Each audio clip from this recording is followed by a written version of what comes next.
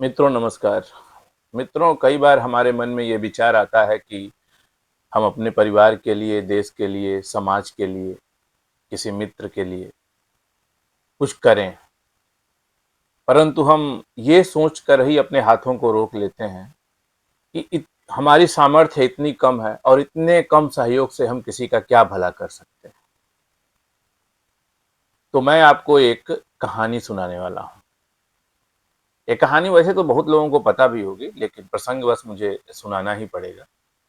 तो ये रामायण से जुड़ी हुई एक घटना है कि जब रामचंद्र जी पुल का निर्माण कर रहे थे और एक से एक बड़े बड़े योद्धा, नल, नील, अंगद, हनुमान, जामवंत, सुग्रीव और भी अनगिनत योद्धा बड़े बड़े पहाड़ों को, चट्टानों को, वृक्षों को, बड़े बड़े वृक्षों को उखाड़ के ला के समुद्र में डाल दे रहे थे और एक महान पुल का निर्माण हो रहा था।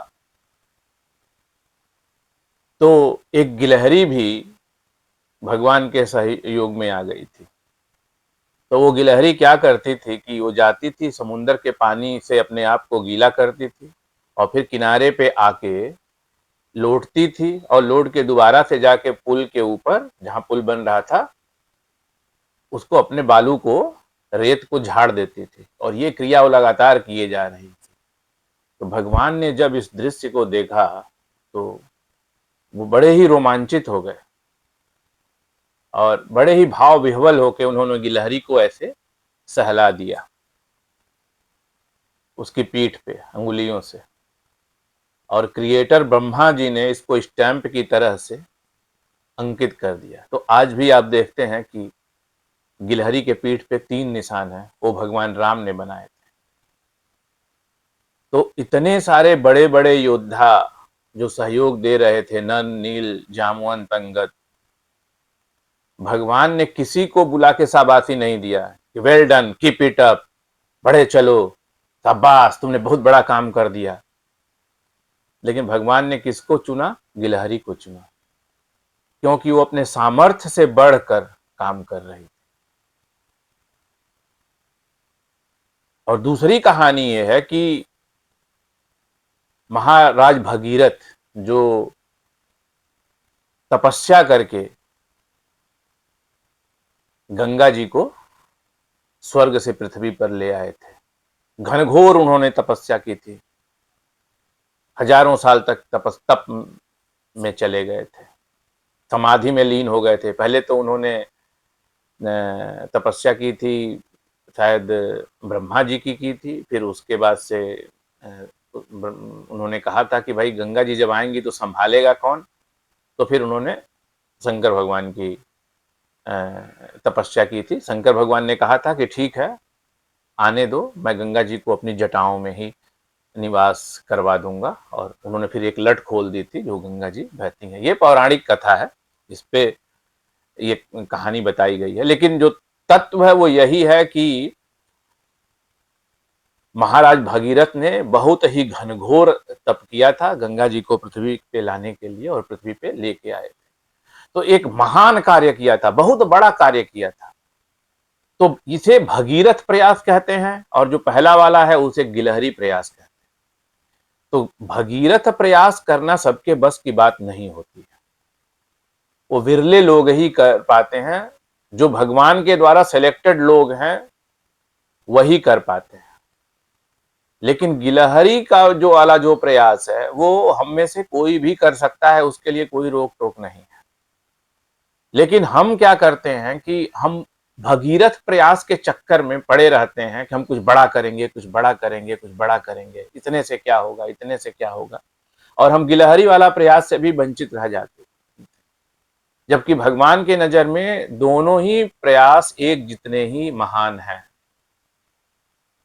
आखिर में भगवान ने गिलहरी को क्यों सहलाया, क्यों उसकी पीठ थपथपा दी, क्यों उसको शाबाशी दी? क्यों भगवान क्या देखते हैं? आपका इंटेंशन देखते हैं। क्योंकि भगवान के लिए तो कोई भी चीज बड़ी नहीं है। भगवान के लिए तो पृथ्वी तक बड़ी नहीं है, तो उसमें इंसान, किसी इंसान का, किसी जानवर का या किसी भी चीज का क्या मतलब? अब बहुत से लोग कहेंगे कि पृथ्वी तो इतनी बड़ी है, पृथ्वी कैसे बड़ी नहीं? तो अगर कभी आपको छोटे बड़े का आभास करना हो, देखना हो, तो पहले आप ब्रह्मांड को देखिए। अब देखिए क्या है कि जो हमारा सौर मंडल है उसमें सूर्य है सबसे बड़ा, और जितना बड़ा सूर्य है उसके 2 से 3% में ही जितने भी ग्रह हैं वो सारे, उनके सारे मासेस उतने में ही आ जाते हैं। और हमारे पृथ्वी से 60 टाइम्स बड़ा तो जुपिटर है, बृहस्पति। लेकिन बृहस्पति भी उसी 3% में शामिल है, यानी कि सूर्य का मास अगर मान लीजिए 100 किलोग्राम है तो 2 से 3 किलो में ही बाकी के सारे ग्रह शामिल हो जाते हैं। और जो सूर्य है वो हमारी आकाश गंगा का, हमारी मिल्की वे का एक मीडियम साइज स्टार है। तो हमारी मिल्की वे में ही, हमारी आकाश गंगा में ही जो गैलेक्सी है उसमें ही अनगिनत सूर्य जैसे तारे हैं, अनगिनत सूर्य हैं, सूर्य से लाखों लाखों गुने बड़ा सूर्य है।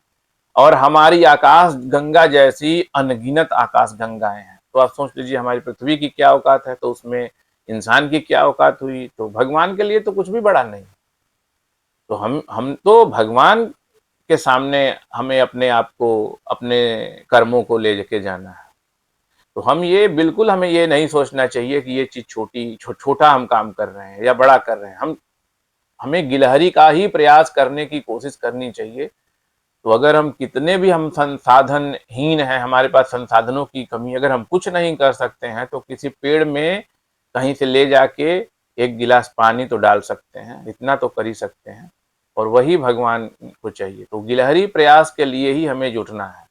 हमें अपने लेवल से छोटे, अगर हम देश की सेवा करना चाहते हैं, समाज की सेवा करना चाहते हैं, मित्र की सेवा करना चाहते हैं, अपने परिवार की सेवा करना चाहते हैं, तो तरीके बहुत सारे हैं। तो गिलहरी का प्रयास, अगर हम सामर्थ्यहीन हैं तो हमें गिलहरी के प्रयास ही करना है। अगर भगीरथ का प्रयास करवाना होगा तो भगवान हमसे करवा ही लेंगे। तो फिर हमें जरूरत नहीं पड़ेगी उसको जबरदस्ती करने के लिए। तो मित्रों, अभी के लिए बस इतना ही। बहुत जल्दी ही एक नए विषय के साथ आपके समक्ष पुनः उपस्थित हो जाऊंगा। तब तक के लिए मुझे आज्ञा दीजिए। धन्यवाद।